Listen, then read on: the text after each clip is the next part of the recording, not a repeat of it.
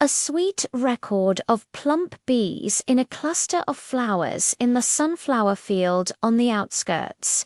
There lives a very special little bee, and everyone calls her Tuanchuan. Unlike other bees, she is not thin and slender. Instead, she is round and plump, wrapped in golden down, like wearing a fluffy little cotton-padded jacket. When she flies, her round belly flaps slightly. Her wings flap a little slower than those of other bees, but she always lands steadily on the flower head. Tuanchuan's honey sac is particularly large in capacity. Every time she collects honey, her little belly swam out. She always likes to share the nectar with her friends who didn't get any. The little animals in the flower field all say Tuanchuan is the little honey pot in the flower bed. Seeing her round and plump appearance, we know there's sweet nectar to eat. That early morning, Tuanchuan had just filled the heart of a sunflower with nectar when she heard a buzzing sound of anxiety. It was the buzzing of a little bee. Its wings were wet by the morning dew and it couldn't fly high. It hadn't collected any nectar yet and its stomach was growling with hunger. Tuanchuan hurriedly flew over and slowly landed on the flower plate beside Weng Wang. Carefully, she shared a little nectar from her honey sac with Weng Wang. Weng Wang, don't worry. Let's have some nectar to fill our stomachs first. When the wings dry, we'll gather them together. Buzzing drank the sweet nectar. His eyes suddenly lit up, and his wings slowly flapped. Thank you, Tuanchuan. Your nectar is much sweeter than what I found. Now I have the strength to fly. Tuanchuan, buzzing, flew to the center of the flower field with the most nectar. The two of them gathered nectar together. The round figure swayed among the sunflowers, looking particularly cute. In the morning, as the sun rose slowly, a little butterfly flower in the flower field was chasing a colorful little beetle. Accidentally, it bumped into a thorny thistle, causing a small gash on its wing. It was in so much pain that it dared not fly and sat on the petal, shedding tears. Tuanchuan passed by while gathering honey and saw Hua-Hu's sad look. She quickly flew over and gently rubbed her soft down against Hua-Hu's wings, saying, "Hua-Hua, don't be sad. I'll help you look for anything that can stick your wings." She searched the flower beds for a long time and finally found a petal with sticky dirt. Carefully, she held the petal in her paws and flew back, gently sticking the small opening on the flower's wing. Hua-Hua tried flapping her wings and happily flew up. "Thank you, Tuanchuan. Your down is softer than petals, and you even fixed my wings for me. You are so kind." At noon, the little girl Duo from the neighbor's house came to the flower field to do some sketching. She wanted to draw the cutest little bee, but after drawing several thin bees, she felt that none of them were vivid enough. It was not until I saw Tuanchuan she was lying on the sunflower head, her round belly pressed against the stamens, her wings flapping gently, and the down on her body shining golden under the sunlight. Duo quickly picked up the paintbrush and began to draw on Tuanchuan, deliberately making her round belly look big. After finishing the drawing, Duo held up the drawing paper and moved closer to the flower tray. "Little bee, your name is Tuanchuan, right? you are so cute. I've drawn your round belly. Tuan seemed to understand. It slowly flew up and made a circle above Duodwa's drawing paper. Its round belly swayed as if greeting. In the afternoon, dark clouds suddenly drifted from the sky, and it seemed that it was about to rain. Tuan recalled the little ladybug Diandian living under the dandelion bushes in the corner of the flower field. Its back shell was cracked a little by the wind yesterday, and it was afraid of getting wet by the rain. Tuan hurriedly flew over and gently covered Dion's back shell with her chubby body. Her down could block the small raindrops, as if covering Dion with a small quilt. Dion hid under Tuan and shook the spot at her. Thank you, Tuan. Your body works better than a dandelion umbrella. I didn't get wet at all. Hardly had she finished speaking when raindrops began to fall with a drip, drip sound. It was not until the rain lessened that Tuan, along with the dots, flew to the sunflower head to take shelter from the rain. In the evening, the setting sun dyed the flower field. Tuan flew back to the beehive with a full honey sac and told the other bees the location of the nectar source she had found today. Because she flew slowly, she could always carefully find the flower with the most nectar. Duodwo didn't leave either. She brought a small piece of sweet honey biscuit to Tuan and placed it beside the beehive. Tuan, you helped so many friends today. This biscuit is a reward for you. Tuan lay beside the biscuit and took a bite. The sweet taste mingled with the fragrance of nectar, making her heart sweeter than honey. When the moon rose, Tuan lay in the beehive, her round body curled up into a ball, wrapped in down like a warm little ball of fluff. The flower field is quiet, with only the rustling sound of the evening breeze brushing against the sunflower petals. Because of Tuan, this flower field has become increasingly lively and warm. Tuan knows that when the sun rises tomorrow, she will be able to spread her wings again with her round belly, to gather honey and continue to help her friends. Such a day is sweeter than sweet nectar and more beautiful than her round appearance. The yellow beetle's bright exploration of the grass in the lawn of the community. There is a particularly eye-catching little beetle hidden. Everyone calls him Liang. He was dressed in a golden carapace, as if wearing a small coat woven with sunlight. The edges of the carapace still had a faint luster. When the sunlight shone on it, it could cast tiny golden spots on the grass leaves. Liang has 6 slender, short legs. He climbs fast and steadily, and can also climb up flexibly along the grass stems. Standing at the top of the leaves, he looks out. The friends in the grass all say Liang is the little sun in the grass. Following him, you are sure to find something fun and delicious. That early morning, Liang had just finished gnawing at the sweet dew on a clover leaf when it heard a soft woo-woo sound. It was the little caterpillar Ruin.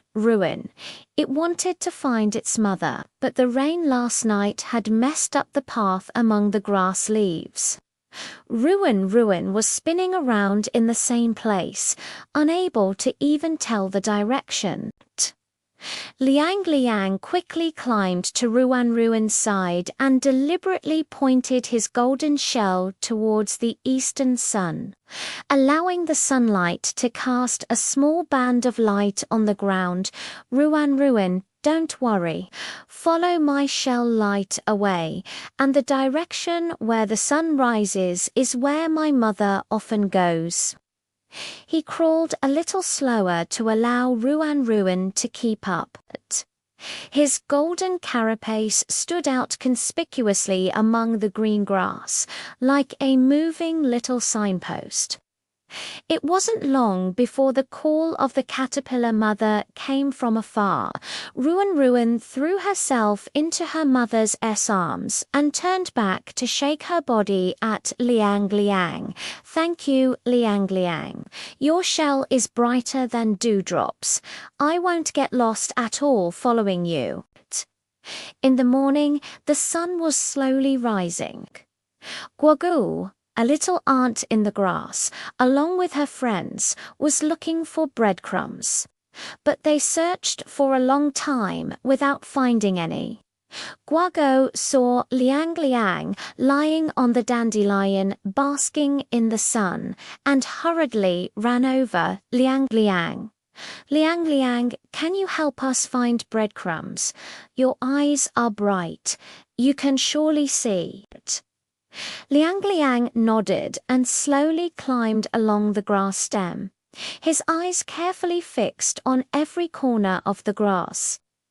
In no time, he found a small crumb of bread hidden under a fallen leaf. He gently pushed the leaf aside with his shell, and the crumb was exposed. Guogu happily called her friends over and gave Liang Liang a small crumb of bread. Thank you, Liang Liang. Your eyes are sharper than our antennae. We finally have something to eat. At noon, a little girl named Duadu from the community came to the lawn to do her nature observation homework. She squatted on the ground, trying to find a brightly colored little bug to draw on. But after looking at several of them, they were all green or black, which made her look a bit listless. Suddenly, she saw a golden streak moving on a blade of grass. It was Liang Liang. His golden shell sparkled in the sunlight, and Duodwo immediately fell in love with it. She quickly took out the drawing paper and began to draw carefully in front of Liang Liang, deliberately making the luster of the shell shine brightly. After finishing the drawing, Duodwo gently touched Liang Liang's shell and said, "Liang Liang, you are so beautiful. I'm going to stick your drawing on the exercise book so that the teacher can have a look too." Liang Liang crawled around Duodwo's drawing paper as if saying, "Thank you so much." In the afternoon, dark clouds suddenly drifted from the sky, and it seemed that it was about to rain. Liang Liang thought of the little ladybug Dion Dion living under the mushroom umbrella. Its back shell was cracked a little by the wind yesterday, and it was afraid of getting wet from the rain. Liang Liang quickly climbed to the mushroom umbrella and gently covered Dion Dion's back shell with his golden carapace. Although his carapace was small, they could block the tiny raindrops. Dion Dion hid under the shell and shook the spot at Liang Liang. "Thank you, Liang Liang. Your shell is like a little shield, stronger than mine. I haven't got wet at all." Hardly had he finished speaking when raindrops began to fall, drip, drip, drip. It was not until the rain lessened that Liang Liang, along with the raindrops, climbed under a large lotus leaf to take shelter from the rain. In the evening, the setting sun dyed the lawn orange red. Liang Liang was lying on the largest blade of grass, surrounded by Ruan Ruan, Guago, Diandian, and Duat. Duodwo brought Liang Liang a small piece of sweet apple. Guago shared the breadcrumbs she found. Diandian was also lying on Liang Liang's shell, basking in the sun. Liang Liang was munching on an apple, looking at the smiling faces of his friends. The golden shells were shining warmly in the setting sun, and his heart was filled with sweetness. Suddenly, he felt that there was nothing wrong with his shell being a little yellower and his size a bit smaller, being able to help Ruan Ruan find her mother, help Guagu find breadcrumbs, be Duoduo's little model and shield.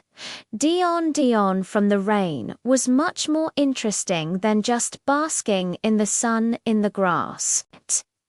When the moon rose, Liang Liang hid in a closed morning glory, and its golden shell looked like a tiny golden gem under the moonlight. The lawn was quiet, with only the rustling sound of the evening breeze caressing the grass leaves. Because of Liang Liang, this small lawn became more and more lively and warm. Such days were sweeter than sweet apples and more beautiful than golden shells. The forest guardian story of little tiger Banbin. Deep in the forest, on a small hillside, there lived a cute little tiger. Everyone called him Banbin. He has a coat of soft orange fur with small black stripes on his body, as if sprinkled with a handful of dark chocolate beans. There is also a tufts of white down at the tips of his ears, which sway along when he runs. Banban's claws are small and not yet sharp. His cry is not a loud aw, but a soft woo. The little animals in the forest are not afraid of him at all. Instead, they always love to play with him because Banban is particularly good at taking care of everyone. That early morning, a light frost fell in the forest, and the air was cool and refreshing. Little squirrel Guago was hugging a pinnacone and shivering in a tree hole. Its little nest had been blown apart by the wind, and there was no warm place to stay. Banban passed by the tree hole and heard Guago's soft sigh. She quickly leaned her little head over and said, "Guago, don't be cold. My fur is very warm. You can lie on my back." Guago climbed out carefully and burgled into her mottled soft fur. Her orange fur was like a warm little quilt, immediately blocking the cold wind. Guagu was munching on a pinnacone and said comfortably, "Thank you, Banban. Your fur is softer than my little nest. I'm no longer cold." In the morning, the sun rose slowly, the frost melted, and the forest became warm. When Banban was playing on the grass, he saw the little hedgehog, Kuki, spinning around anxiously. It was looking for the sweet wild berries, but the wild berries grew in the thorny bushes, and it would get pricked as soon as it got close. Banban hurried over and gently pushed aside the branches of the shrubbery with his little paws, revealing the red wild berries inside. "Kuki, don't panic. I'll pick the wild berries for you." He carefully held the wild berries in his paws and handed them to Kuki without getting pricked at all. Kuki rolled over, stuck the wild berries on his back, and shook his thorns at Banban, saying, "Thank you, Banban. Your claws are more agile than my thorns. I finally got to eat wild berries." At noon, Duodwo, a little girl by the forest, came to pick pinnacone nuts. Suddenly, she heard a soft woo sound. It was Banbun.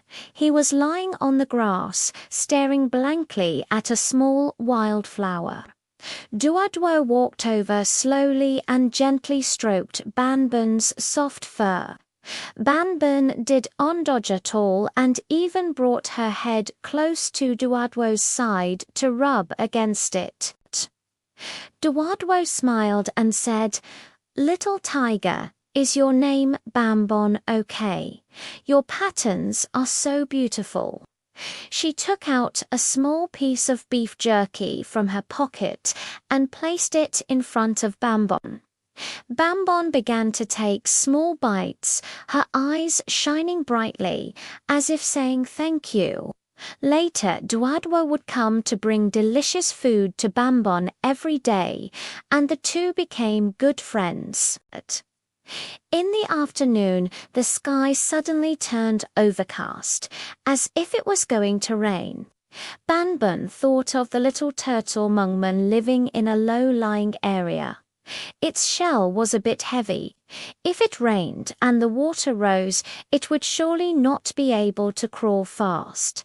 Banbun hurried over and gently pushed Mung Mung's shell with his little head. "Mung Mung, come with me quickly. Let's go to a higher place to take shelter from the rain." Slowly, slowly, I got up and followed Banbun up the small hill. Just as I reached the top of the slope, raindrops began to fall with a drip, drip sound. Slowly, I lay beside Banbun and shook my head, saying, "Thank you, Banbun. You are more reliable than the small hill. I'm not afraid of the flood anymore." In the evening, the setting sun dyed the forest an orange red. Under the setting sun, the patches of soft fur seemed a little brighter, and the black stripes also became warm. He was playing hide-and-seek on the grass with Guogu, Kuki, Mung Mung, and Duo. Banbun was hiding behind a big tree, but his orange fur was too conspicuous, and everyone found him at once. Every time they found him, they all laughed very happily. Duodwo also took off her small scarf and tied it around Banbun's neck. Banbun ran with the scarf on, looking like a little forest guard. When the moon rose, Banbun was lying on the small hill, surrounded by his friends.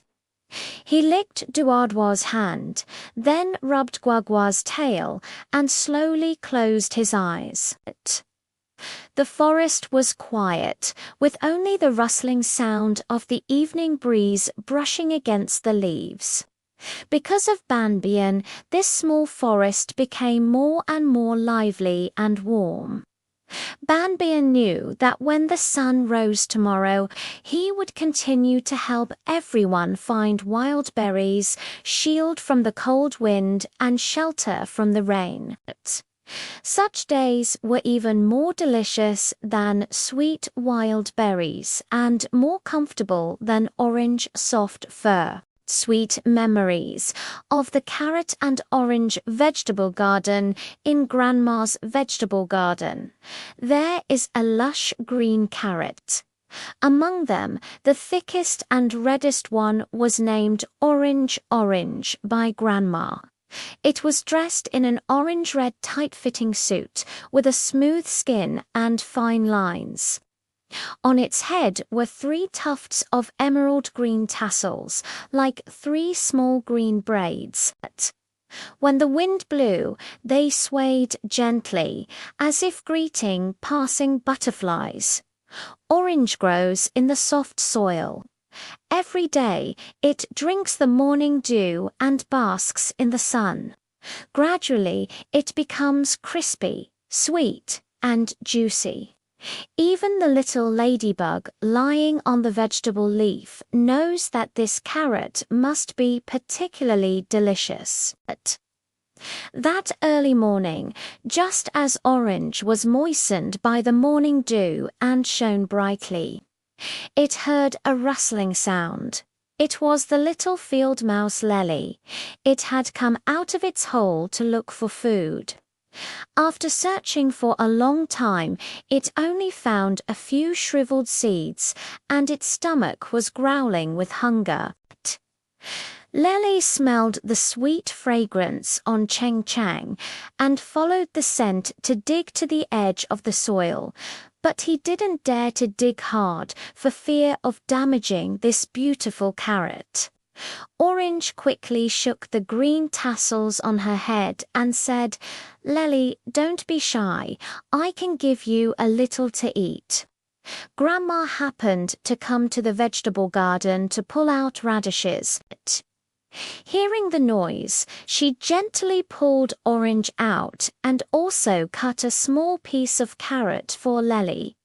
Lely held the diced carrot in its hands, took a bite, and the crispy and sweet juice spread in its mouth. It happily wagged its tail and said, "Thank you, Orange. Your flesh is even more delicious than the seeds.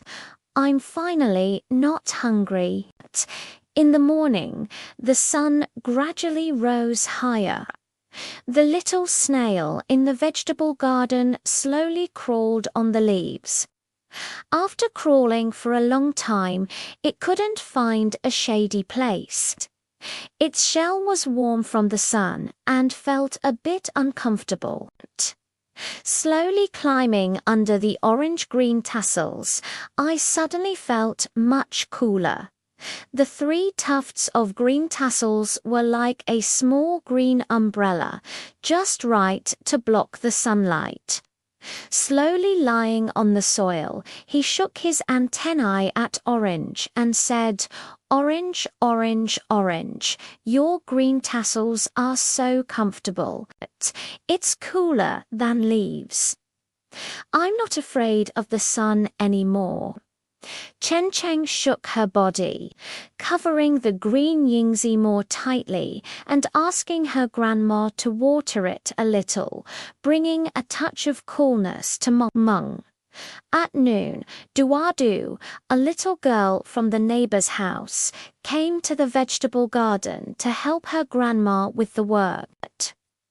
She immediately saw the carrot in her grandma's hand and her eyes lit up. "Grandma, this carrot is so red. It must be extremely sweet." Grandma smiled and nodded. She washed the oranges clean, cut them into small pieces, and placed them on a plate, sprinkling a little sugar on them. Duoduo picked up a piece and put it in her mouth. The crispy and sweet taste made her squint her eyes. "It's so delicious. Orange is sweeter than an apple. I'm going to take it to my good friend Lele to have a look." She carefully put the remaining carrot chunks into the small box and specially brought along the orange-green tassels, hoping that Lele could see this little green umbrella. In the afternoon, dark clouds suddenly drifted from the sky, and it seemed that it was about to rain. Chen Cheng remembered the little aunt Guagu living in the corner of the vegetable garden. Their holes were unobstructed, and rainwater would seep in. Orange quickly asked her grandma to put her green tassels beside the anthole. The green tassels were like a small green cushion, just covering the hole. When the raindrops pattered down, Guago poked his head out of the hole and waved his antennae at Cheng Chang. "Thank you, Cheng Chang. Your green tassels are more effective than pebbles. The hole isn't wet at all." Looking at the anthole being safe and sound, Orange felt sweet in her heart. In the evening, the setting sun dyed the vegetable garden orange red. Grandma cut the oranges into thin shreds and made a vegetable salad with cucumbers and lettuce, adding sweet salad dressing. Duarduo and Lely gathered around the dining table, sharing salad together. They took one bite after another and ate very happily. Lele said while eating, "This is the most delicious salad I've ever eaten. It's all because of orange." Grandma smiled and patted Duarduo's head, saying, "Actually, sharing makes the salad sweeter." When the moon rose, the vegetable garden was quiet. The orange-green tassels were placed by Grandma in a small flower pot by the windowsill, like a tiny green plant. Duarbu lay on the bed, recalling the events related to orange today, and gradually fell asleep. In her dream, she seemed to see that orange-red carrot again, its green leaves swaying in the sunlight, giving off a sweet fragrance. Because of orange, this small vegetable garden became warmer and sweeter. Such days were even more wonderful than the crisp and sweet flesh. It's even brighter than an orange-red tight-fitting suit. Sweet memories under the grape skewers on the rack in Grandpa's yard. There is a lush green grapevine with bunches of plump grapes hanging on it. Among them, the one that is the most purple and brightest, Grandpa named it Chuan Chuan. Each grape in the bunches is plump and round, dressed in a purple and lustrous coat, with a fine layer of white frost covering it, as if sprinkled with a handful of white granulated sugar. It feels smooth to the touch, and with a gentle pinch you can feel the sweet juice inside. Its vines are soft and can climb high up the trellis. When the wind blows, the whole bunch of grapes gently sway, as if dancing a sweet dance. Grandpa always says the bunches are the little treasures under the grape trellis. When they are ripe, everyone can taste the sweetness. That early morning, just as Chuan Chuan was moistening and shining with the morning dew, she heard a soft Gigi cry. It was the chirping of a little sparrow.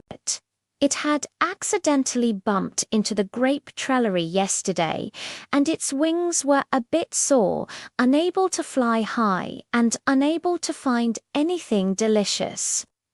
Shoo Shoo landed on the vine closest to Chuan Chuan, smelling the sweet fragrance on Chuan Chuan. His eyes lit up immediately, but he didn't dare to approach, fearing that his little paws would knock off the grapes. Chuan Chuan quickly shook her body, bringing the bottom grape closer to Shoo Shoo. "Shoo Shoo, don't be afraid. Taste my flesh. It's so sweet." Shoo Shoo carefully pecked a small mouthful. The sweet and sour juice spread in its mouth. Its wings seemed to hurt less. It happily flapped its wings and said, "Thank you, Chuan Chuan. Your flesh is sweeter than nectar. I finally have the strength to fly." In the morning, the sun rose slowly, and it became warm under the grape trellis. Chuan Chuan found that the little caterpillar on the vine was soft and listless. It had crawled for a long time, but only managed to gnaw on a few slightly astringent leaves, and its stomach was growling with hunger. Chuan Chuan quickly let the vines beside him gently hang down, and placed the most ripe grape in front of Ruan Ruan. "Eat it quickly. This one is the sweetest." Soft climbed onto the grape, taking small bites of the pulp. After finishing, she still crawled around on the vine, as if expressing her gratitude. Thank you, Chuan Chuan. Your flesh is even more delicious than your leaves. I can climb faster now. Chuan Chuan shook the rattan as if saying, You're welcome. At noon, the little girl Duo Duo from the neighbor's house came to play at her grandpa's. As soon as she entered the door, she was attracted by the skewers on the grape trellis. Grandpa, this bunch of grapes is so purple. It must be extremely sweet. Grandpa smiled and nodded, brought over a small stool, carefully picked the skewers and placed them on a plate. Dua Dua didn't want to eat it right away and whispered to Chuan Chuan, Chuan Chuan, you are so beautiful. You look like a string of little purple beads. She took the skewers to the grape trellis and sat on a small stool with her grandpa, eating them one by one slowly. The sweet and sour juice made Duadwo smile so hard that she squinted her eyes. So sweet. The skewers are even more delicious than the grapes in the supermarket. I'm going to save a few for my parents to taste. In the afternoon, dark clouds suddenly drifted from the sky, and it seemed that it was about to rain. Chuan Chuan recalled the little ant Guo Guo living under the grape trellis. Their holes were unobstructed, and rainwater would seep into them. Chuan Chuan quickly asked her grandpa to put the leftover grape skins beside the ant hole. The grape skins were big and soft, just enough to block the hole. Guogo poked his head out of the hole and shook his antennae at Chuan Chuan. Thank you, Chuan Chuan. Your grape skins are more effective than pebbles. The hole isn't wet at all. Chuan.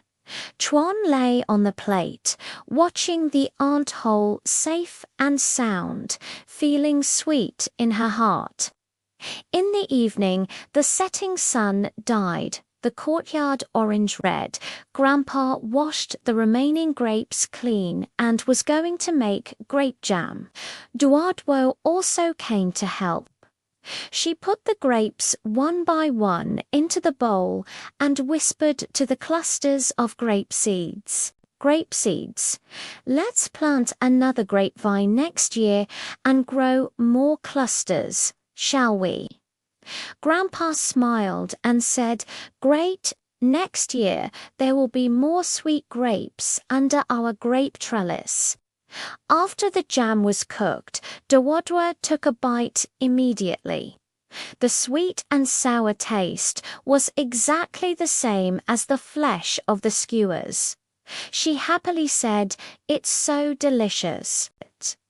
This way, we can enjoy the sweetness of skewers all year round. When the moon rose, Duodwo placed the small bottle containing grape jam on the windowsill. The jam in the bottle looked like little purple jewels under the moonlight. The room was quiet, with only the rustling of the evening breeze over the grapevines. Because of the strings, this small courtyard became warmer and sweeter. Such days were more beautiful than the sweet and sour flesh of the grapes, and brighter than the purple and lustrous coat. The cherry-red leaves are sweet memories on the tree in Grandma's yard. There is a not-so-tall but very lush cherry tree. Its branches are laden with bunches of small cherries. Among them, the reddest and brightest one was named Hong Hong by Grandma, red and round, a little larger than marbles. She wore a bright red coat with a faint luster, as if smearing a layer of sweet honey. There was also a thin green handle on her head, which swayed gently in the wind, like a small lantern hanging on a branch. When Hong Hong is not ripe, it is green. Once it has been exposed to enough sun, it will gradually turn red from the tip and eventually become fully red and lustrous, giving off a faint fruity fragrance. Even butterflies flying by can't help but stop on the branch to take a sniff. That early morning Hong Hong had just been moistened by the morning dew and shone when she heard the anxious Gigi sound. It was the chirping of a little sparrow. It had been flying for a long time, its stomach growling with hunger, but it couldn't find anything good to eat. Shu landed on the cherry branch and smelled the fruity fragrance on Hong Hong. Its eyes lit up immediately, but it was afraid that its little paws would knock Hong Hong off and dared not approach. Hong Hong quickly shook the green handle on top of her head and said, "Shoo, don't be shy. The fragrance on my body is inviting you." Shu carefully pecked at a small mouthful of the red flesh. The sweet and sour juice spread in its mouth. It happily flapped its wings and said, "Thank you, Hong Hong. Your flesh is sweeter than nectar. I'm finally not hungry." In the morning, the sun rose slowly and the dew on the cherry tree gradually dried up. The little snail under the cherry tree was slowly looking for the sweetest dew, but after crawling for a long time, it only found a few slightly astringent leaves. Slowly smelling the red fruit fragrance, I climbed up the tree trunk slowly and waved my antennae at Hong Hong. "Hong Hong Hong, do you know where the sweet dew is?"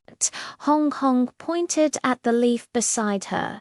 There were still a few drops of shiny morning dew on it, carrying a faint fruity fragrance. Slowly lying on the leaf, taking small sips of dew and shaking its shell at Hong Hong. "Thank you, Hong Hong. Your dew is much sweeter than the one I found, and it even carries your fragrance." At noon, the little girl Duodwo from the neighbor's house came to play at her grandma's. She immediately saw the reddest cherry on the branch. Hong Hong and her eyes lit up. "Grandma, this cherry is so red it must be extremely sweet."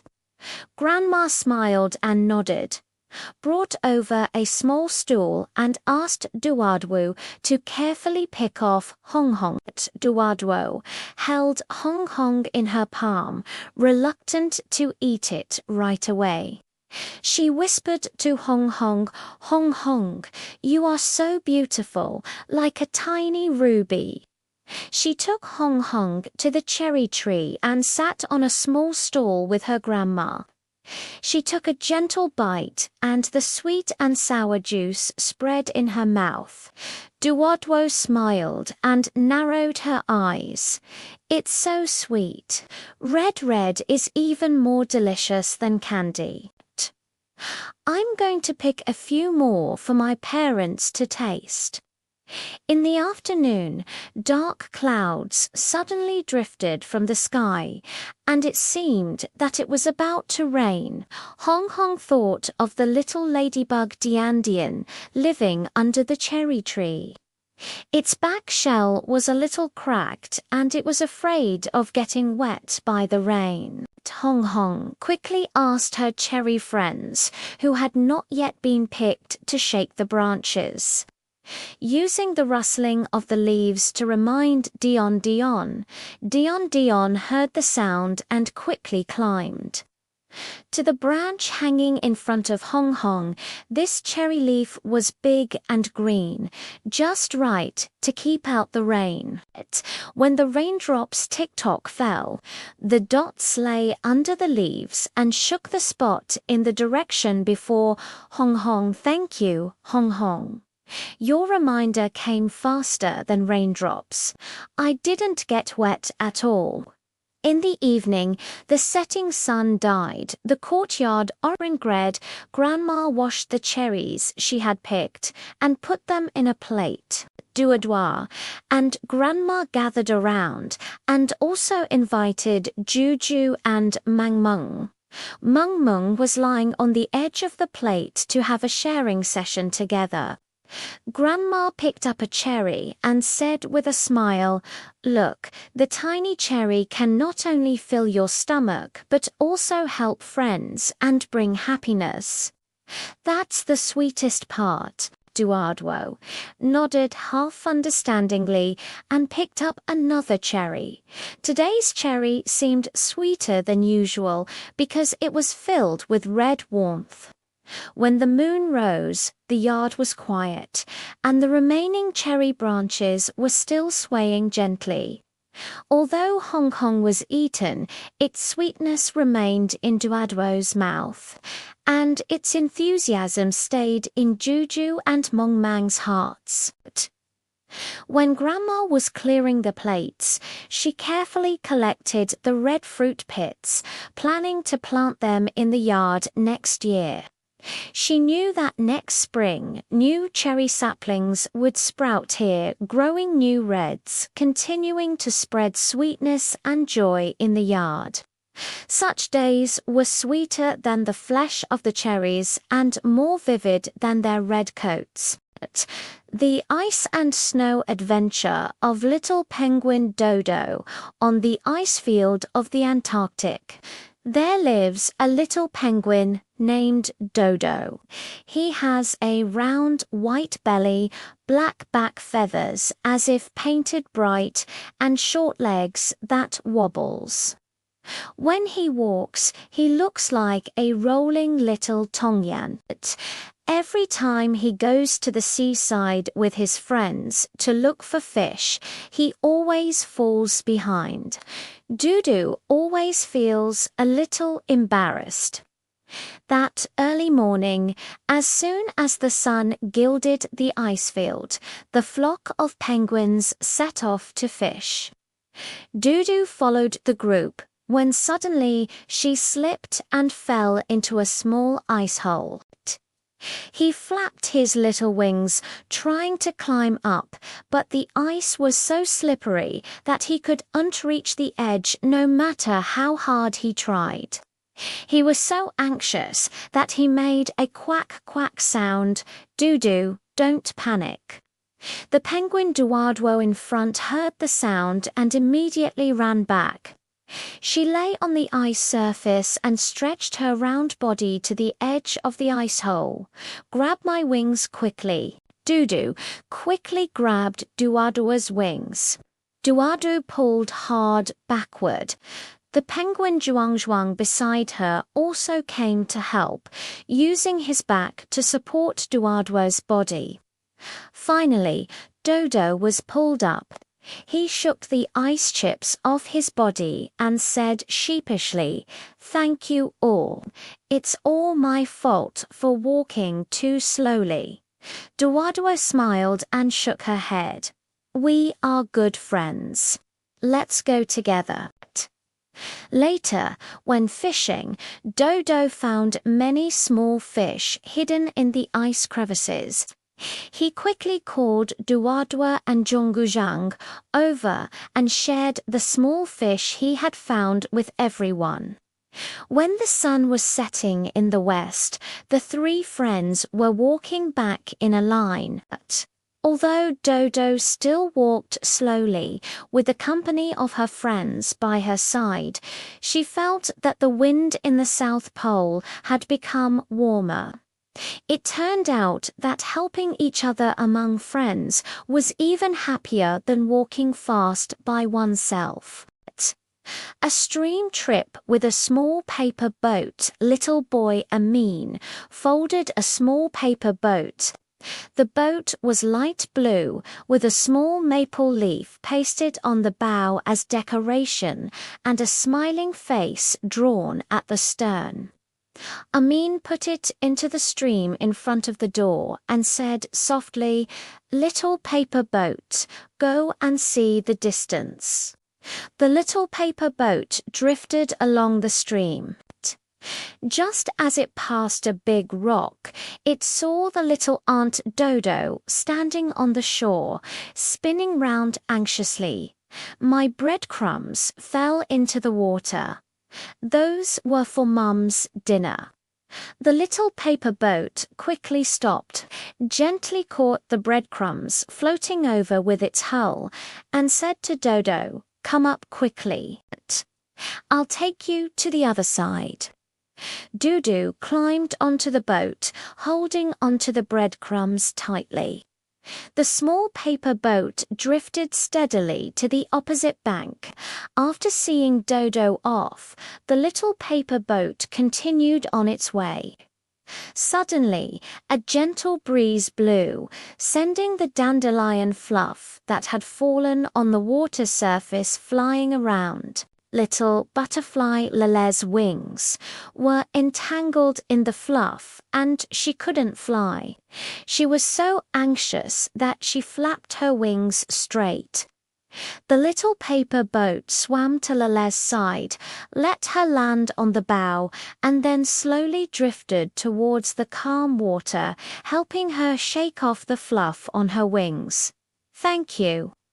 Before Lele flew away, he kissed the maple leaf on the small paper boat.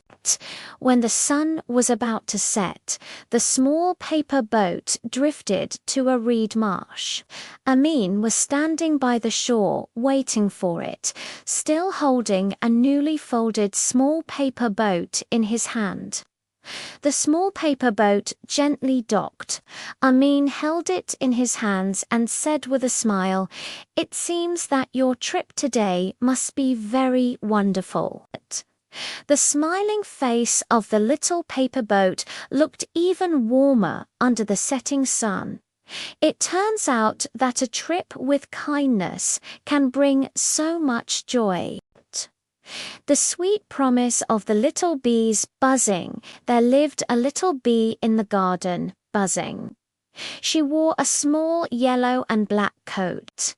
When her wings flapped, they made a soft buzzing sound. Every time she collected honey, she would fill her small honey sacks up and take them home to share with the bee colonies. That early morning, Weng Weng carried the small honey bag to collect honey again. Just as it landed on a sunflower, I saw the little butterfly lily spinning round anxiously. "Buzz, my pollen bag is broken. I can't send pollen to the morning glories. What should I do?" Weng Weng immediately stopped collecting honey and said, "Don't panic. I'll help you." She used her hind legs to pick up sunflower pollen and carefully sent it to the morning glories. She also sewed a pollen bag for Lely. After Lely thanked him repeatedly, Weng Wang continued to gather honey. She flew over rose bushes and lavender fields, and her little honey sack was soon filled with sweet nectar. When passing by the ants' home, she saw them carrying breadcrumbs larger than herself, sweating profusely. Buzzing quickly put down the honey sack, pushed the breadcrumbs to the hole for the ants, and gave them a small spoonful of nectar. "Try this. It replenished your strength."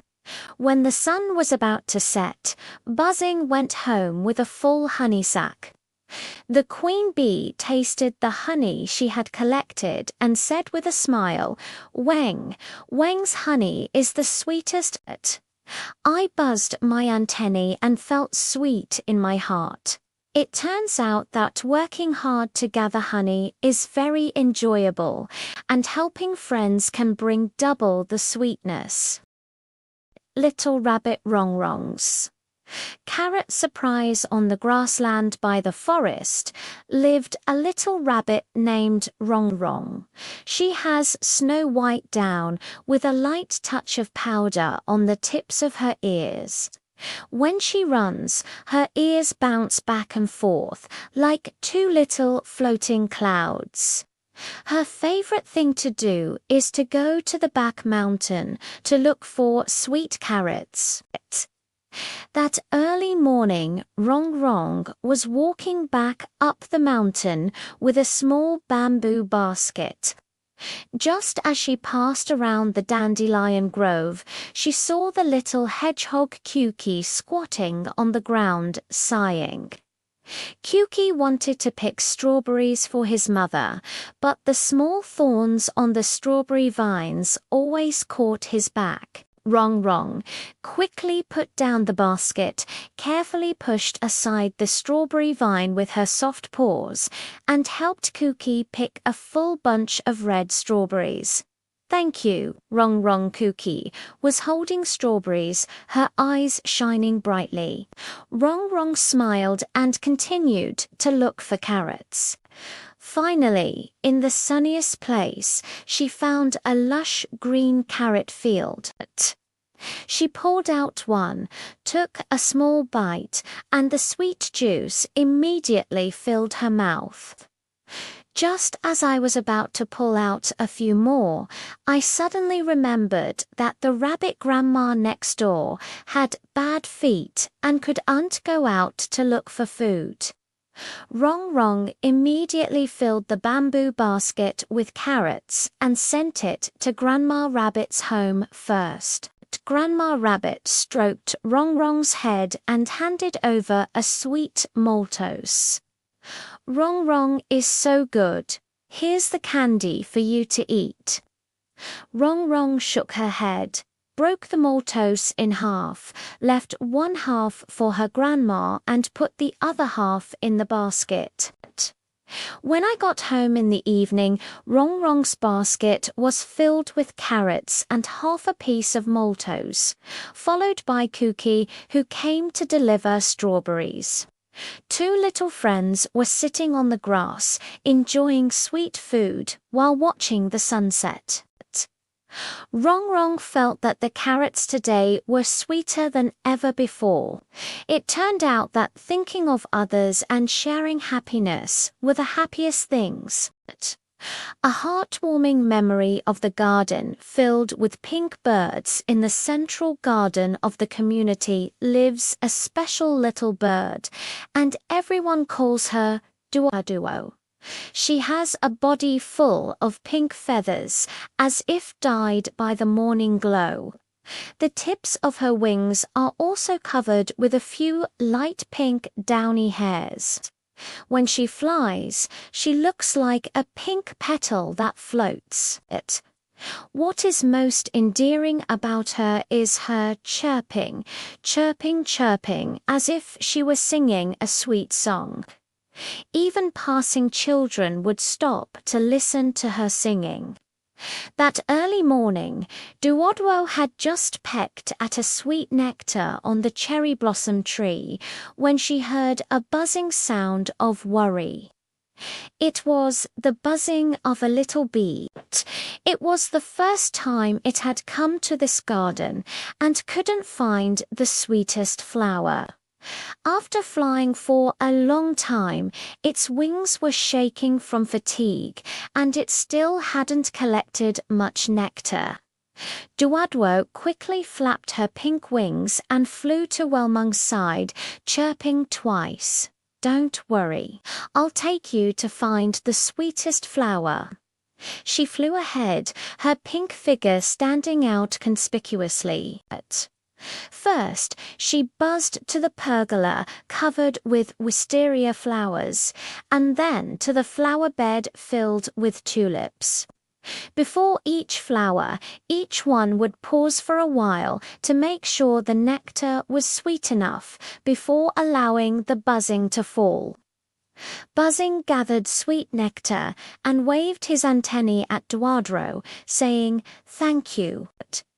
Your pink wings are even more useful than little flags. It's so easy to follow you to find honey. In the morning, as the sun rose slowly, the little ladybugs in the garden were spotted on the rose leaves, looking for aphids to eat. Suddenly, a gust of wind blew them into the tall rose bushes. There were too many thorns in the flower beds. Dion was afraid of being pricked and shrank onto the leaves, not daring to move. In a hurry, her little antennae kept shaking.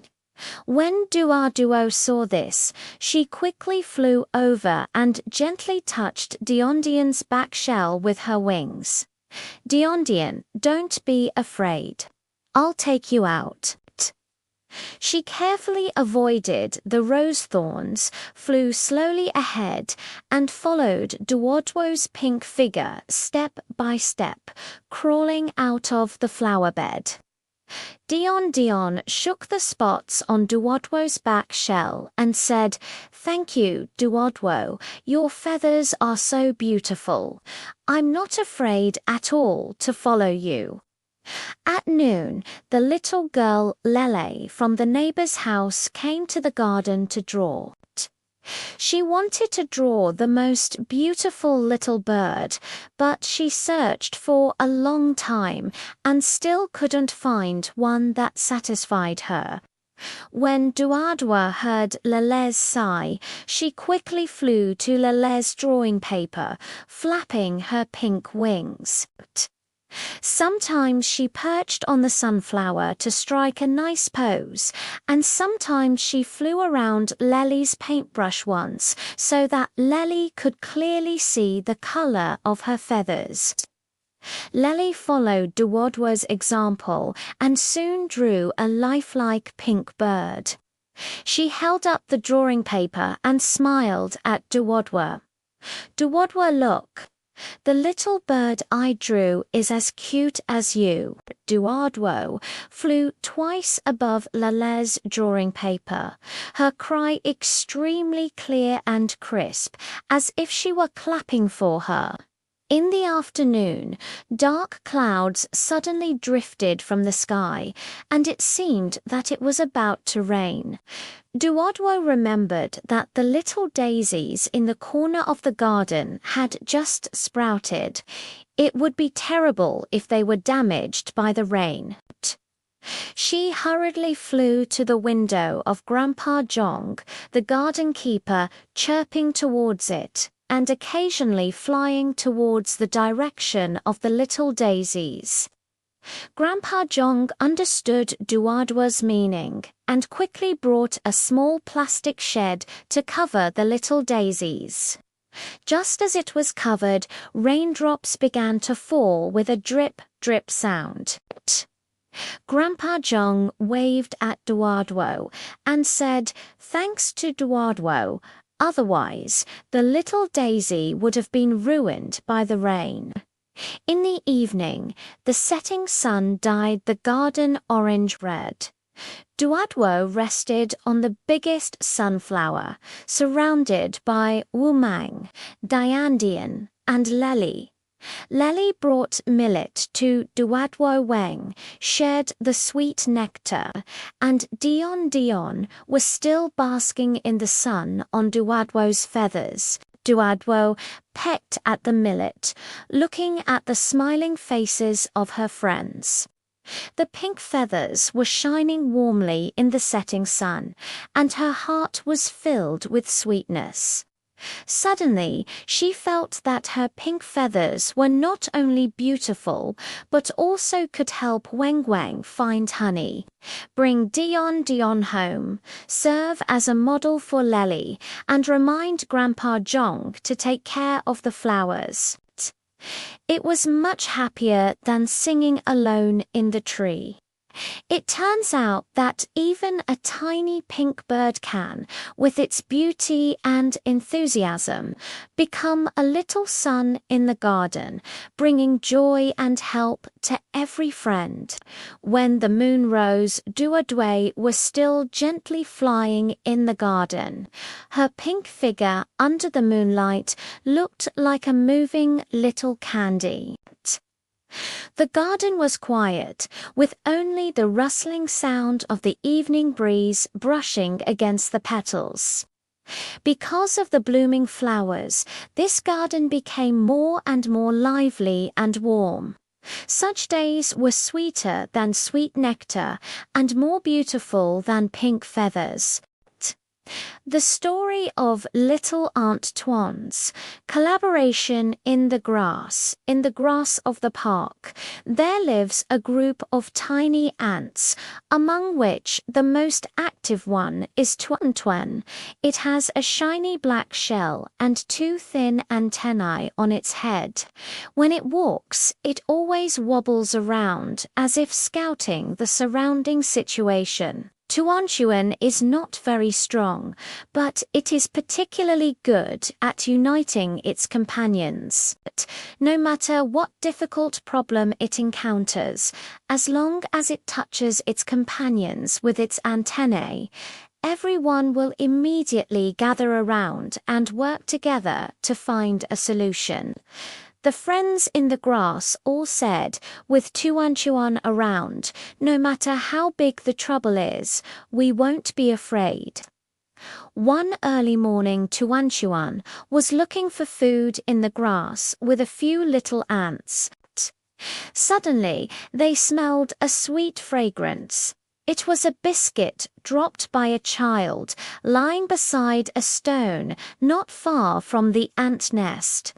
But the biscuit was 10 times larger than Tuan's body. Just a few ants couldn't move it at all. Tuan quickly touched the little friend beside her with her antennae, and then shook her antennae in the direction of the ant nest. This is the ant's message code. It wasn't long before a dark mass of ants crawled out of the ant nest like a small black line, slowly surrounding the biscuit. Tuan stood in front of the biscuit and directed everyone with his antennae.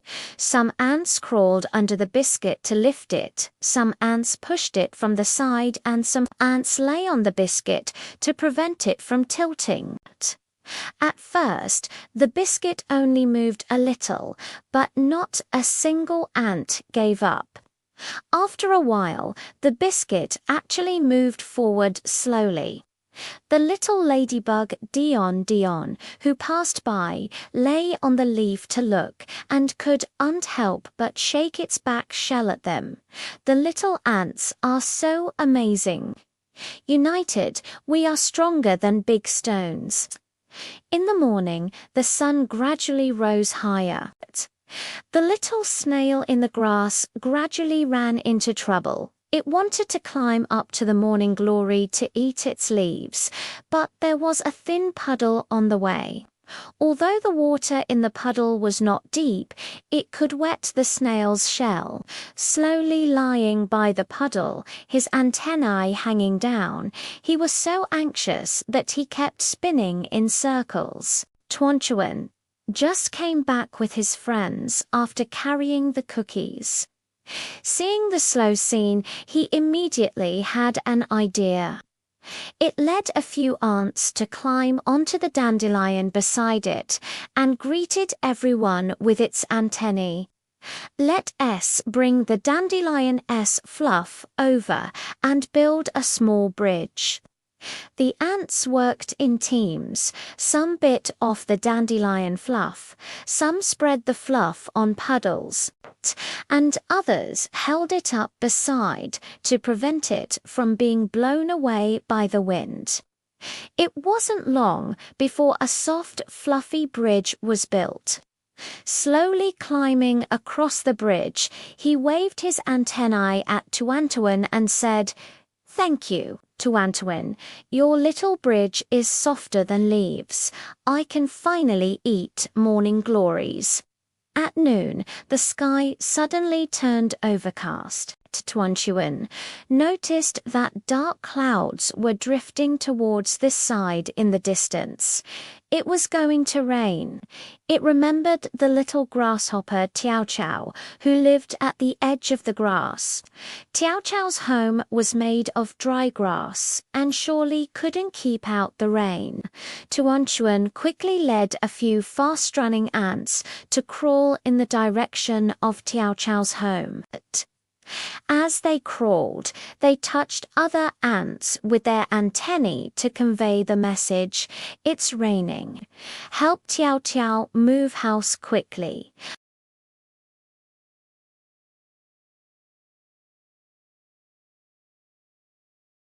Some ants helped Tiao Tiao carry the hay, some guided the way, and others spread the hay under the new place, a big stone. Just as I finished moving the things, a heavy rain began to pour down with a pitter-patter sound. Tiao Chao hid under a stone and hopped towards Tuan Tuan. Thanks to you all, my house wasn't damaged by the rain.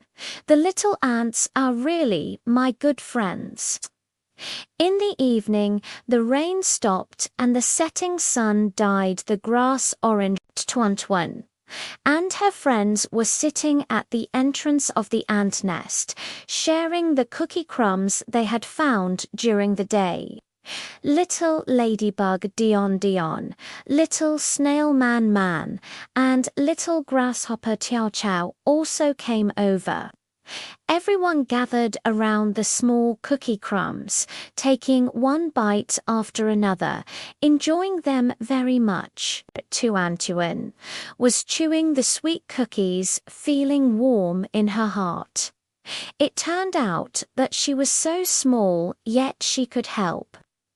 Dion Dion Marvel help him cross the bridge slowly and help Tiao Chao move house together with her friends. The power of unity was much greater than she had imagined. When the moon rose, all the ants returned to their nests to rest. The grass was quiet, with only the rustling sound of the evening breeze brushing against the leaves.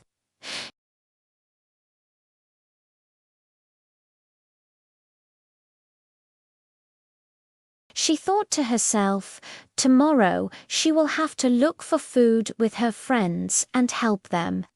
Such days are more fragrant than sweet cookies and more shiny than the shiny black shells.